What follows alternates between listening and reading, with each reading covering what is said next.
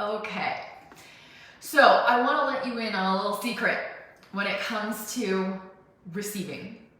One of the best ways that I have discovered to receive money, or receive in general, is actually to give something away for free.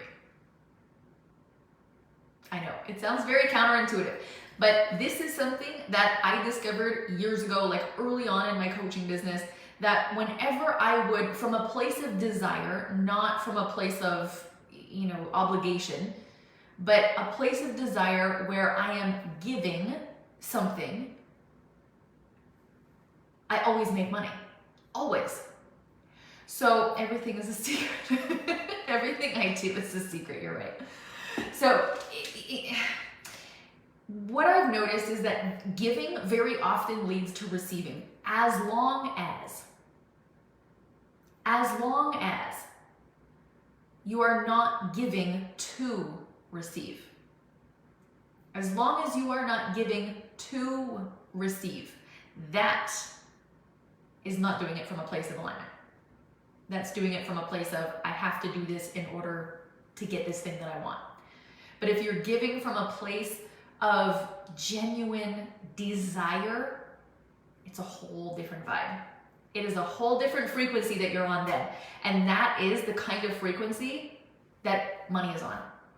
And money will flow to you so much easier and faster and in a way that feels good than if you try to force money. If you sit down and you're like, okay, how do I make money? How do I get money to hurry up and get over here? That's not what we want. We want money to flow to us easily and effortlessly and joyfully. We don't want it to come to us because we're forcing it. That never feels good. So if we are giving just from a place of pure desire. Giving is not a strategy. Giving is not a strategy. Giving is giving.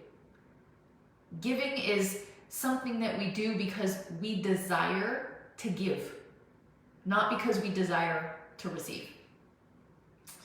I just signed up for the 10-month private coaching and likely joining Inner Circle. Oh my goodness, you're amazing. And I love how you just found me, yesterday or the day before, and then you're like, give me all the things. Oh my gosh, you're so fun. I have a few money activities like this on my list. Love it, Mariana. Oh my goodness. What lipstick are you wearing? Thank you, Nikki. I don't remember what it's called. I think it's like a Revlon one. It's a Revlon one. I have a really nice Gucci, dark red lipstick, which I prefer. Their formula is so much better than any other lipstick I've ever tried. So if you haven't tried Gucci lipstick, get your hands on some type of Gucci lipstick. It's amazing. But this is just a cheap one. It's like a Revlon one or something. This always happens to me when I do that, yes. So if you want to give something to your audience, you're giving something to your audience because you desire to give something to your audience. Not because if you give something to your audience, they're definitely going to buy something from you. Will they buy from you after you give them something? Maybe, but also maybe not. But the benefit to doing this, other than the fact that it just feels good, it feels good to give. Giving is a selfish thing. It's like, it feels good for me to give. So I'm giving for me to feel good. Knowing also that other people will feel good when I give, but I also get to feel good when I give. And so giving to your audience can look like giving them, not necessarily giving like a prize, for example, like a typical giveaway where you're like, I'm going to give away an iPhone, or I'm going to give away $1,000 or whatever. Not necessarily that kind of giveaway, although you can do that if you want to. But I'm talking more about giving of your time, giving of your knowledge, sharing of your expertise in some way. So something like, even your free content that you share on social media is you giving. It's not, hey guys, I have a giveaway, it's on my Instagram, come find it. It's you showing up every day and giving value. You are giving. So your content, when you show up each day and you're posting on social media and you're sharing your breakthroughs and your wins and what you learned from those wins, the lessons that you have, the experiences that you're having and the lessons that come from those experiences. When you have your educational style content where you're teaching something to someone, when you're teaching to your audience. And this can be something that is as simple as your own opinion or belief. This is still valuable giving content. I did a post today on my Instagram that basically said, if you wait to be inspired before you sell, like, good luck making money, was basically what the message was, right? Which is my opinion based on my experience doing this for almost 2 decades. That is my opinion, and I share that. And I received so many messages. There were comments on it, but there was also private messages from people saying, thank you for calling me out. Thank you for calling me out. Thank you for saying that. Finally, somebody said that. Like, I needed to hear that today. That's value. That's value. I needed to hear that today. That's you giving value. You sharing your opinion is you giving value to your audience. Because your opinion and the way that you state it, it's going to touch them in some way. Something inside of them is going to click. Not for everyone, of course, but for the right people who needed to hear that in that exact moment. There's something inside of them that will click when you say those things, when you share your opinions. And then the content where you're actually teaching, where you say 5 tips to, blank, whatever it is that you help your audience do. Like, I could do 5 tips to attract more clients on Instagram, right? Like, something like that would be a value-based post. It's a teaching post. I'm going to teach you how to do something that you want to know how to do. That's a giveaway. I do giveaways every single day, multiple times a day, through my free content. So while this is a great giveaway to do in your business, you can also have these, bigger, more standout type giveaways, such as, a free masterclass or a free webinar, where it's a narrow focus on one specific topic. So when I did what was the last one that I did? I can't even remember the name of my last free masterclass. The headliner. So what the heck did I call it? The headliner, which was about how to be visible online, how to stand out online, how to be seen as the expert, how to be in the center stage, right? Claim center stage. So this was a free 3-day, thank you, Jenny, a free 3-day masterclass that I did on social media. There was no cost to join. You could tune in, as long as you were following on Instagram, you could tune in and you could watch every day for 3 days. So a masterclass or something similar to it is a great way to, host a giveaway for your audience. And then there's things like, depends how you want to word it, but I would call it like a downloadable freebie. So something like you've pre-recorded a video or an audio, or you've made some PDFs or something like that, where you're going to teach somebody how to do something, or you're going to give them access to something. Not necessarily teaching, but you're going to give them access to something. And the way that they can receive it is free. Usually they'd have to like opt into your email list or join your Facebook group or something like that. But they're getting it for free. There's no price, there's no cost attached to it. So these giveaways create this feeling of, reciprocity inside of us. When somebody keeps giving us and giving us and giving us and giving us things that are of value to us, there's a feeling of reciprocity inside.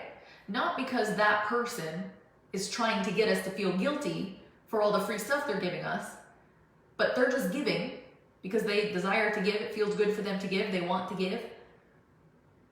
And we keep receiving and receiving and receiving and receiving, and eventually there comes a time where we're like, I want to buy something. I want to buy something from this person. She keeps giving and giving and giving, and I've learned so much from her and all of her free stuff. I want to buy something. It's the feeling of reciprocity. We all feel it. Some of us feel it sooner than others. And sometimes we don't even realize that we feel it. There's just a feeling inside of us that makes us want to go buy something from that person, other than, of course, the desire that we want to buy something from that person. So when we have these giveaways, it creates that feeling of reciprocity in our audience, but also it's showcasing our expertise. It's showing people that we understand them. It's showing people that we know what we're talking about. We can actually help them because we have that educational style content where we teach things.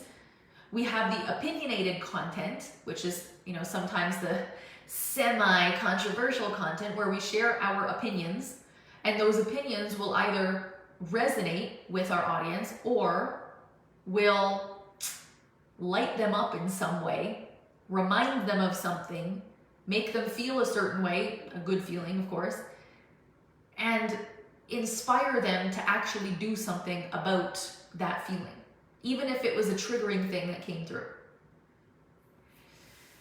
The law of reciprocity, yes. Polarize. Polarize in a sense, yes. We don't necessarily want to polarize fully where it's like we want to push people away, but it's more so that we just allow ourselves, we give ourselves full permission to stand in our own truth, knowing that our own truth will not resonate with everyone. It'll resonate with some people, it'll resonate with the right people, it will not resonate with other people. But we're not intentionally trying to push them away. I felt it super quick with you, like in 10 minutes. So amazing. The difference between learning from a coach and applying her magic to us and our things, and us not being original in our creations. Okay. Yes, so this is really like, you have to look at what you're learning from a mentor and deciphering like, okay, is this something that I believe in? Yes. Okay, great. How can I stand in this truth myself and show myself as this person? Not as the mentor, but as you, that person, honoring your own truth. If your mentor is saying something and you're like, "Ooh, I really resonate with this. I want to talk about something like that." You can go and talk about something like that. Like most of the phone calls that I have with my clients, I'll have a phone call with them, and then immediately after their phone call, I see a post that goes up, which is exactly what we were just talking about on our phone call. So of course this is going to happen, where you're going to be inspired by your mentors and you're going to want to go and post and share something sometimes, right? The only time it's an issue is if you're taking their exact language, words, an exact way that they're doing things and calling it your own. It's one thing to be inspired by a mentor and have some similarities in the way that you show up online. It's another thing to be a clone of your mentor, right? Which is why it's so important for you to just be you. Be inspired by your mentor, learn from your mentor, but make it your own.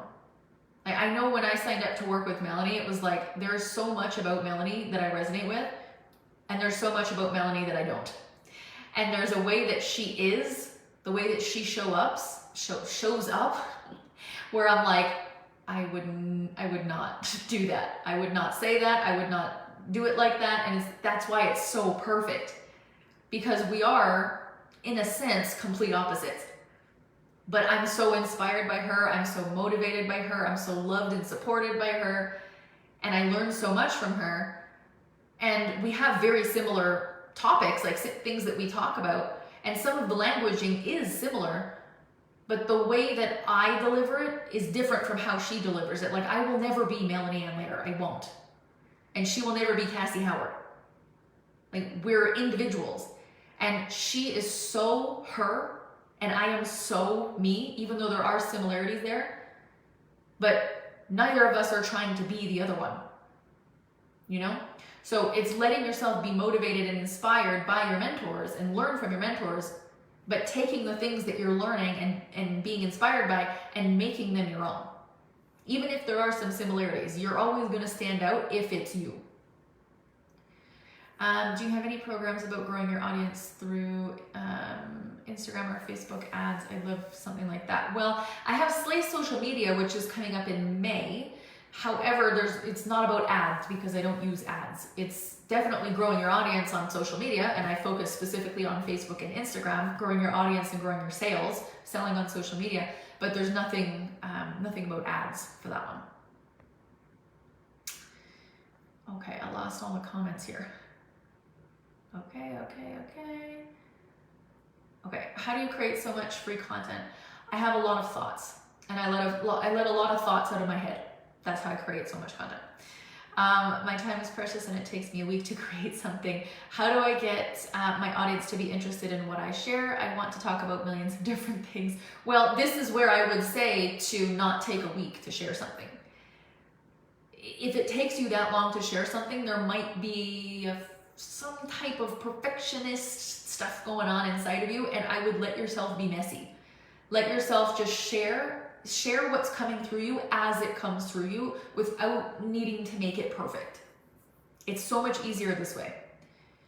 You and Melanie are so different. You don't have the same style. Yeah. No one will ever be the other person. That's for sure. Yeah. And that's exactly how we want it, right? It's exactly how we want it. Okay. So the other thing I want to talk about today is actually there's two more things. So one other thing is about your offer not selling. This is a question that I probably get like 7.9 million times a day. And I'm not exaggerating. Why is my offer not selling? It's not selling, it's not selling. I don't know what's happening. What's wrong with me? What's wrong with the offer? I suck at this. This is so bad. I don't get it. Complete panic. Complete panic when the offer isn't selling. And this is why, this is the number one reason that I do not ever sell one thing at a time. Because when you're selling one thing at a time, it puts so much immense pressure on you to sell it. And when it's not selling, or it's not selling as quickly as you would like it to, it's very easy to quickly shift into fear. It's not working. People aren't buying. This was a terrible idea. Should I lower the price? Maybe I should make it free. If I make it free and then I sell a paid thing in there and the paid thing is only $22.50, they'll definitely buy it. It's complete panic. When really there could be like 15 people sitting on the fence, and had you continued to just talk about it from a place of confidence and trust, those 15 people jump off the fence and say yes. But the panic sets in and you're like, oh my gosh, what am I doing? And we freak out. And we usually do something drastic. So I like to have multiple different offers always available, but also multiple different offers that I'm selling at one time. Because then if something isn't selling very well, that's okay. I'll sell a different thing. And if that thing isn't selling very well, that's okay. I got another thing. I'll sell that thing. And eventually something will stick. Something will stick, something will click, and the sales will come rolling in. And for me personally, when the sales are coming in, it does not matter how much they are. It could be $100 sale, it could be $100,000 sale, it doesn't matter. It's the same feeling inside of me of excitement. Excitement, and like my trust solidified and my confidence increases. And that makes it easier for me to then go and sell the other things that weren't really selling that great earlier in the week or earlier in the day. All I need to do is get my confidence up. And sometimes that means selling 3, 4 different things in one day until one thing starts to sell. Then I roll back and I sell the other things again. In Impact Academy, I saw that our social media is our business card, and that I guess the Instagram should look all perfect and the same, but I am just not that. I can't put myself in one theme. Well, this is where I say, like, with Melanie, I love her so much, and I also disagree with a lot of the things that she teaches. So I don't believe that you need to have a perfect looking Instagram. I really don't. I think that's bullshit, to be frank. I think that's bullshit. And I think that's why there's so much anxiety around Instagram in particular, because people are like, it's super visual. You have to make it look like a magazine or a business card, and it's, you know, and then we're like, well, all I have is some like pictures from my iPhone, you know, and my pictures aren't the same color every single time, and I guess I can't post that then, so I'm gonna have to get some professional photos taken, and then I have to change my theme, and then I have to get a special filter, and then it's overwhelming, and then we're like, screw it, I can't be bothered. And then we don't do it. Or we do it for a little while, and then it becomes too much, and then it's overwhelming. So the way I like to approach it, in particular, is I like to have some form of cohesiveness, but it's more so with my fonts and the type and the colors, but my colors are black and white. So like, hello simplicity, right? But also the type of content that I'm sharing. So what I usually do is I will have one post that's text only, like an image that's text only, that is an opinion or a thought that I have, or it's like a teaching post. And it's in black and white. And then sometimes there'll be like emojis, which aren't in black and white, obviously. And then the next that I'll have is usually a quote, like something that I've said. It could also, again, be a thought or an opinion. This is in a different text, different font. And for that one, I use, so the first one that has an emoji, that one I do in the Notes app on my phone.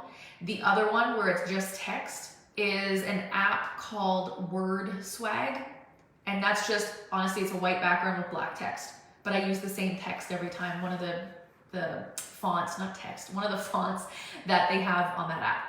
And then the third one is typically a story, or it's something around like behind the scenes, or it's my opinion, but it's like going into depth about, going a bit more in depth with my opinion or what I'm sharing. And that one is just a picture. Sometimes it's a picture of me, sometimes it's a picture of what I'm drinking, sometimes it's a picture of my journals, my crystals, whatever. But that one is always in black and white, and I use the same filter, the same black and white filter every single time. That one is an app called VSCO, and it's just the same filter every single time. So it's super simple for me. It's super simple because my content is, you know, very simple, because that's how I create my content. Simplicity is what I do. But then the images that I use on my Instagram feed are also very simple, and the only color on there is any emojis that I use. Otherwise, it's just black and white. So I don't think you need to have the perfect looking feed where everything is matchy, matchy, matchy, matchy. You can, and it looks amazing, but you don't need that. You do not need that. That is my opinion based on my experience. I've always learned that selling multiple things at the same time cannibalizes your offers and creates confusion for your audience. What's your take on that? Well, I know you're new to my world, but I think you should know by now. My take on that is bullshit. That is not true at all. I have a handful, maybe like 4 or 5, like repeat programs that I do every year. They always make a ton of money, no matter what. Even though I have 75 other offers going at the same time. Like 10K in 10 days is one of my main offers. I've had it running for years now. This is the biggest round of 10K in 10 days we've ever had.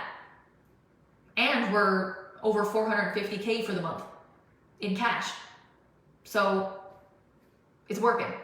I really do not believe that it's true at all. Like, not even a little bit. I don't believe it's true. I've stopped thinking about launches. I am launching all the time, overlapping offers and bringing forth new offers, sometimes overnight. Same girl, same. That's it. That's it. See, there's a launch strategy that doesn't necessarily look like how most launch strategies are taught. My launch strategy, I call it like, and sometimes it's even less than this, but I call it like the 24-hour launch. It's like idea, sell, done. Like deliver. Idea, sell, deliver. Finished. Like I don't go idea, plan, launch. Next thing you know, it's 6 months later. Okay, we can finally do the program now. No. Idea, sell, deliver. Easy. I stalked your Instagram profile today and fell even deeper in love with you. Seeing you in all your forms, your hair colors with kids. Oh no, you scrolled back too far. If you saw all my old hair colors, oh my gosh. Oh my goodness. I agree with you. I feel it's too trite and can come across as superficial, not intimate, and not a real connection. I prefer, like you said, a cohesion in your branding versus focusing too much on perfect visuals. Yes. Yes.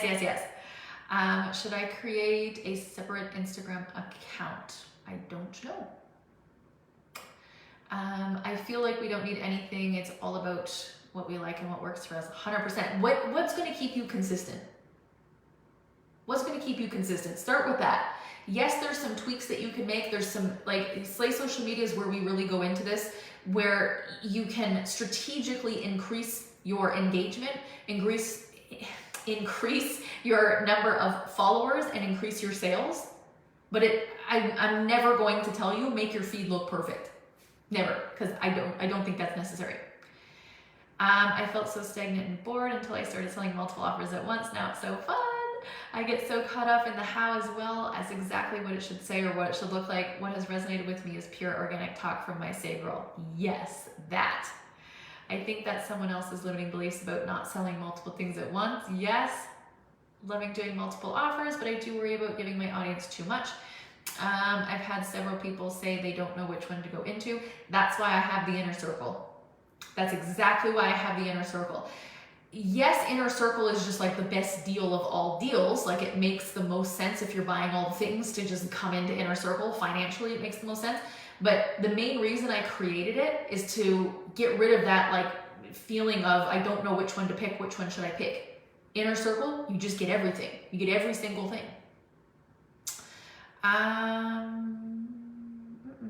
Why did you spend so much time? Why did you spend so much time promoting 10K in 10 days than I've seen you do other programs? Well, I don't know that I did. Did I? I mean, I've been talking about it since December, but I don't talk about an offer like consistently every single day until like a week or so before we start. But the other thing I will say though with 10K in 10 days is anytime I would talk about it, people would ask me questions. And so I would answer the questions in usually my Instagram stories. I would answer the questions there and then we'd have more questions. So I would answer those questions. So anytime I would answer a question, I would also promote it. So some programs get more questions than others. And whenever there's a question, I answer the question. So if 10K in 10 days has more questions asked, you're going to see more promotion for 10K in 10 days. Oh no, what happened? Okay, the comments are going so fast. Okay, I'm gonna answer a couple more questions, then I'm gonna dive back in here. How do we sign up for Slay Social Media? So you can message myself or message Team Cassie, and my team will give you the link. Will you talk about list building? I don't talk about list building in 10K in 10 days, but we have Effortless Email, which is a program we just did, so you can just get the replays for that one. Effortless Email is all about email. Okay. Do you think you can give too much in your free content? I did an amazing 3-day masterclass filled with gold, but didn't sell anything despite 152 signups. I don't believe you can give too much free. No, I believe if you didn't have sales, there was something wrong with the, not wrong, but there was some tweaking to do there with either the offer or the offer presentation or your general sales strategy or your money mindset or your energetics. That's usually why an offer doesn't sell. But speaking of which, if an offer is not selling, what we want to do is, so we can have multiple different offers that we're selling, but what I don't want you to do is give up on your offer right away. We don't want to give up on the offer right away, because it's not that the offer is not selling, it's that the offer just hasn't yet sold. That's it. So you have to make sure that when you're selling something, you're really throwing everything at it. So I would focus on, instead of, okay, this isn't selling, so I'm just going to stop selling it, I'm going to get rid of it. Clearly nobody wants this. Change up how you're selling it. Change up how you're selling it. And then if it's still not selling, then go sell something else, boost your confidence again, and then come back if you feel good and try it again. But before you do that, first, just change up how you're selling it. So maybe instead of, let's say you were trying to sell your offer on Instagram, your Instagram story, and nobody bought it. Okay, nobody bought it on your Instagram story. Go post it on your on your Facebook feed. Nobody bought it on your Facebook feed? Okay, go send an email to your email list. Nobody bought it from your email list? Okay, change the way you're selling it in those places. So maybe on your Instagram stories you did a face to camera where you're talking about the offer. This time, do some slides with just a whole bunch of text where you explain the offer. So we want to try a couple of different things before we just kind of, throw our hands up in the air and walk away. But once you've tried a handful of things, if it's still not selling and you feel like your confidence is slipping a little bit, then sell something else. If you have something else, sell something else after that. And same thing, if that doesn't sell, change up the way that you're selling it. This is going to require tweaks, like micro tweaks as you go. Not every single thing that you sell is going to fly off the virtual shelves immediately. Some things will. Some things you'll put out there and it'll be like boom, boom, boom, boom, boom, sales. And other things you'll put out there and it'll be like cricket, cricket, cricket, cricket, cricket, cricket, cricket. Lots of crickets until there's some boom, boom, boom, boom, boom. So we have to get comfortable sitting in the discomfort for a little bit. Because when we put something out there and it's not selling, it is uncomfortable. It is very uncomfortable. We have to be willing to sit in the discomfort for a little bit. And then we sit there for a little while, not forever, and if nothing is changing and we're trying different things, then we change up the offer at that point. But doesn't mean that that offer that wasn't selling is no good. It just means it didn't sell when we were trying to sell it in the ways we were trying to sell it. So we go do something else, get like a little bit of a refresh, a reset, and then we come back with fresh eyes and we're like, okay, what can I do differently this time? And we try it again. And if you do this a few times and it's still not selling, then maybe it's just not an aligned offer for right now and we can shelve it. So it's not that we want to just get rid of the offer. We don't just want to quit. We ain't quitters. We just want to try something different. We want to shake things up. We want to shake up the way we're selling, and then we want to shake up what we're selling, and then we can adjust as necessary. Do you use the same apps for your stories? For my stories, I don't use any apps. I just use Instagram. That's it. I just do it straight in Instagram. I think, is there anything that I use an app for? No. The only exception would be I do use that VCSO app for pictures of my matcha, because it's important to me that people see what our matcha looks like for our matcha company. I don't want you to see, like, using the filters that I usually use on my Instagram would make our matcha look brown. And that's a no-go. That is a no-go. I don't want people thinking if they buy our matcha, it's going to be brown or pale green or anything like that. Like, it is bright, vibrant green. So I will go into the VCSO app if it's a picture of our matcha that I'm going to share.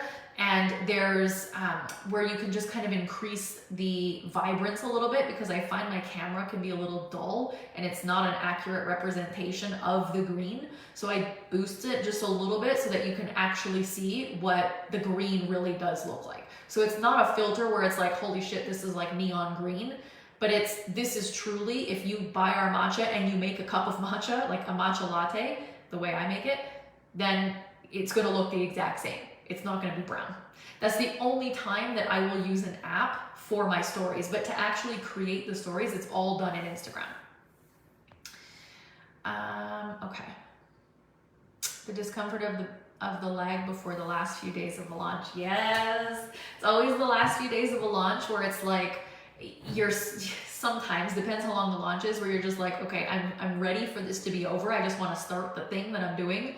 It's so easy to throw in the towel at the end. But I have actually found that the end and like the very, very beginning are the biggest sales days.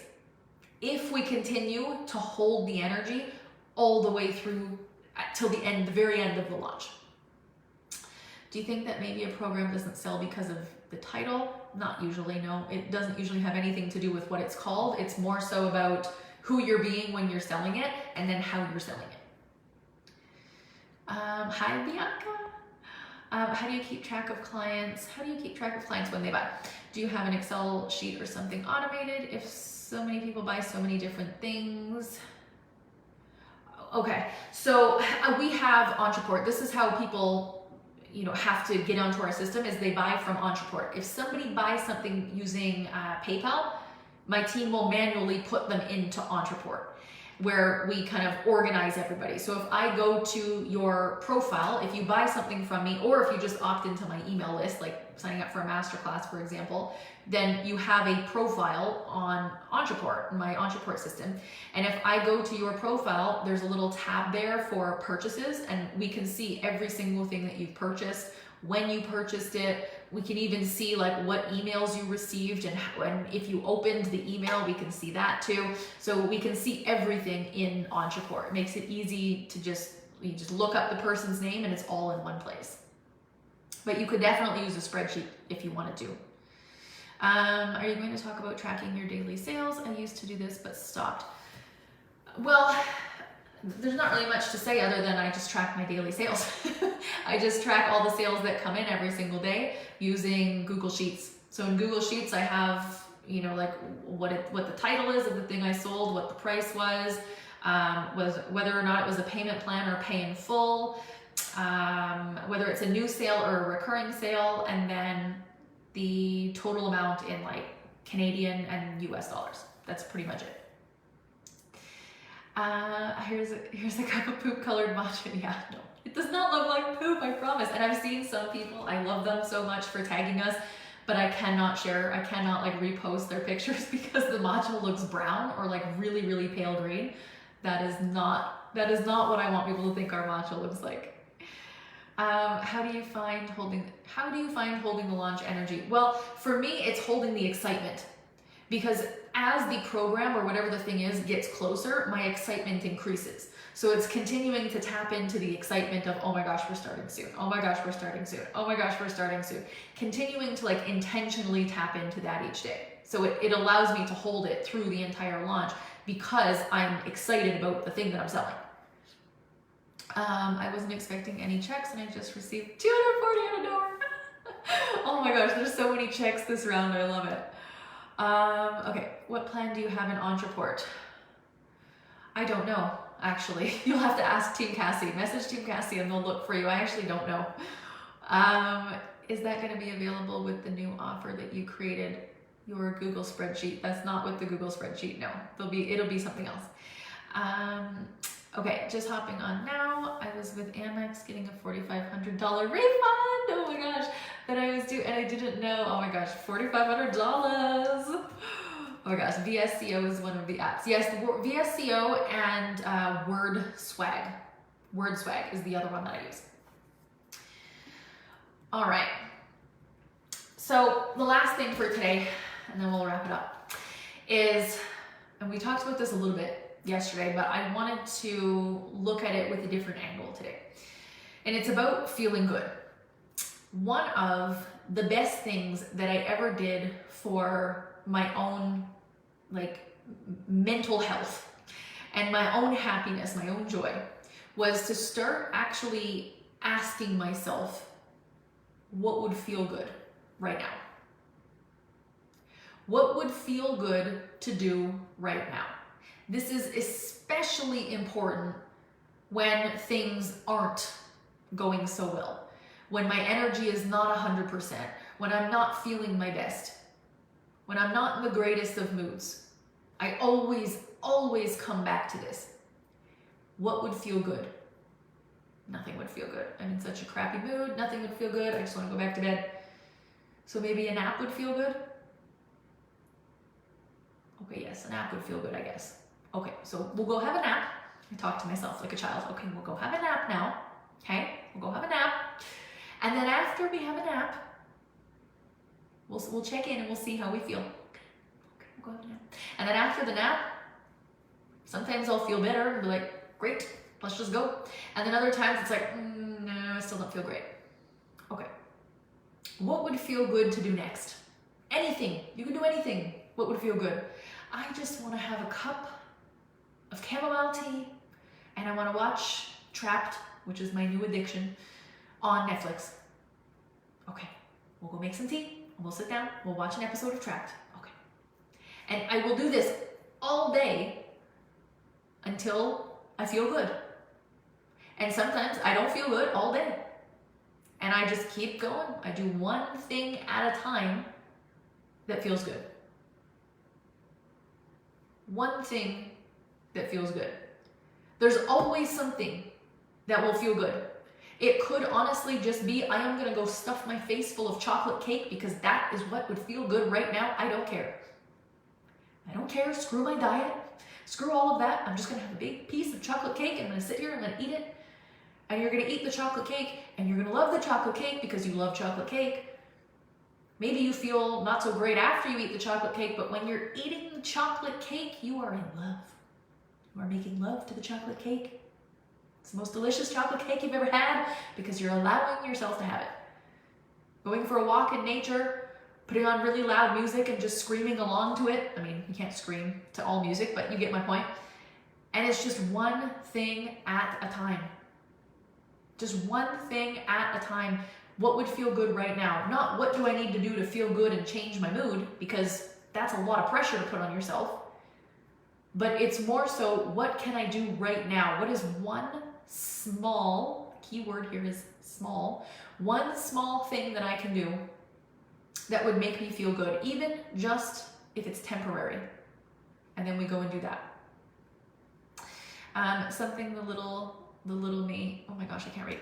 Soothing the little me, soothing the little me so she doesn't freak out. I do this all the time, always. I did it last night. I had some like weird hyperventilation thing in bed where I was like, I can't breathe. And then this other side of my brain is like, Cassie, you're fine. Calm down. You can breathe. Just breathe. What? Where'd you come from? It's bizarre. It's bizarre. Feeling good is a strategy. It sure is. It's a very feel-good strategy. Feeling this more and more. It's about the energy of feeling good. Getting outside and walking always helps me a lot. Yeah, so it's one thing at a time that would feel good. And with our businesses, like, it is so important that we feel good as we run our businesses. It's important that we feel good when we run our businesses, because if we don't, we're eventually going to crash and burn. We're eventually going to just completely explode. It's not going to be enjoyable anymore, if it ever was. In order for it to be enjoyable, we have to be enjoying ourselves, and that means we have to feel good, even if it's just a little bit. We can work on improving how good we feel, but it starts with feeling good a little bit. Just to start, just a little bit. We don't get to feel good once we've accomplished something. We get to feel good before, during, and after we accomplish something. I can't tell you the number of people that I've spoken to that will say something like, I really just want to go have a nap, or I really just want to go out for a hike, or I really just want to do blank, but I gotta finish this thing first, then I'll go. What? No. That's not how it works. You are going to get that thing done. You're going to get that thing done so much faster and so much easier and with so much more bliss if you feel good. So go do the thing that would feel good first. Obviously, there's exceptions to every rule here. Like if there's something that you have to do in the next 10 minutes and you don't feel good, do a couple of deep breaths. Try to get yourself feeling at least a little bit good. Maybe it's not the long hike that you want to go do, but it's a little bit of something. You get through the thing, then you go take your hike. But this is not usually the case. This is not usually the case. So if you want to have a business that you love, a business that you look forward to, when you wake up every day, it's not dread, it's not, oh my gosh, what am I gonna do today to make money? What am I gonna do? You have to let yourself feel good every single day. Some days will be easier than others, some days will be harder than others, but you can feel good every day, even if it's just a little bit. But you've got to give yourself that permission, and you've got to put yourself first. Your business is not first. Money is not first. You are first. Everything else comes next, but you're first. So for homework for today, there's a few things here.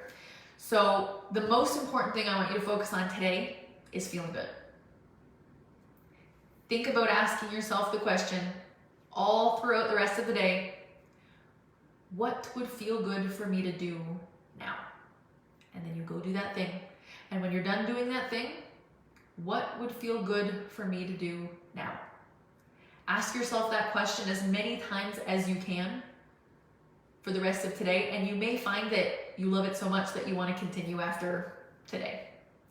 This is something that I started doing a long time ago, and it's kind of transformed over the years in the sense that I know myself a lot better now, so I know the things that would genuinely make me feel good, for the most part anyway. And it's easier for me to tap in and ask that question, whereas in the very beginning, I had to actually put reminders on my phone, like set an alarm on my phone to remind me what would feel good to do now. So make sure that, the things that you're doing are the things that you can be consistent with. The things that feel exciting. The things that feel really freaking good. Really freaking good. What do you think that it is when you know you have a lot to offer, but then the energy drops? I mean, it could be just a physical thing, like there's something going on with you physically, with your own health that you need to look at. It could just be like energetically, you're not, getting enough of the right nutrients for your body. But it could also be that you're overwhelmed, you're doing too much. It could be that, you're doing things that you don't necessarily love doing, you're not excited. So I would tune in and ask yourself, when you feel that the energy is dropped, ask yourself, what's going on? Where is this resistance coming from? This is so important for manifestors, as we are not designed to work. Literally, we are not designed for it. Yes. Feeling good and making a lot of money while you're feeling good. I just signed up for your 10 month. Oh my God, Marley! Oh my gosh, oh my gosh, oh my gosh, oh my gosh, oh my gosh, oh my gosh. Oh my gosh, so fun. I love to garden, and when I go out for just a few minutes to check on my plants, I feel so good. And then suddenly something drops in for my business. Well, go do business out in the garden. This is what I'm feeling for you. You need to pull up a chair, get a little desk out there, and you're gonna work in the garden from now on, because this is where you feel really good. I'm doing the thing right now, naked with fancy bath salts, listening to Cassie after a magical day in South Africa, exploring with my children. Oh my gosh, your life is so cool. You have the coolest life. A lot of times I feel like it's just about to jump. It's just about jump all in and trust. This is typically what it is most of the time, yes, for most things. Okay. Yay! Okay, amazing.